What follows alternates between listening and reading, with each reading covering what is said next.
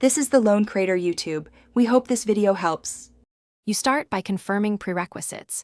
Your phone supports USB tethering and your carrier allows hotspot tethering. Plug a data-capable USB cable from phone to computer. You should see a charging indicator and a new network interface appear.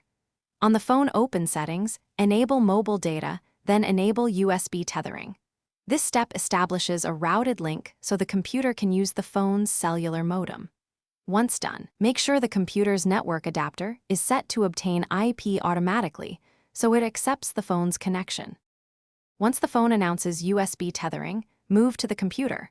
Open network settings and locate the new adapter, often labeled as Ethernet or RNDIS.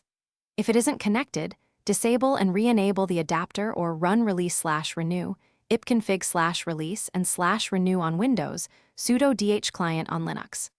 Make sure the adapter is set to DHCP so it accepts the phone-provided IP and DNS. Also set the network profile to private or home and allow outbound traffic through your firewall so applications and to finalize, test connectivity by opening a web page or pinging 8.8.8.8. Confirm DNS resolution by using a hostname like example. Keep an eye on phone battery and carrier data. Use a charger or enable low-power hotspot options if available. If something fails, first toggle USB tethering off and on, swap to a different data cable, and restart the phone and computer.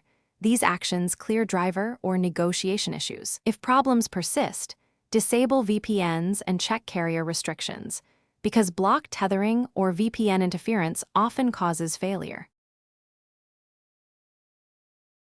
Thanks for watching. Consider subscribing if we helped you.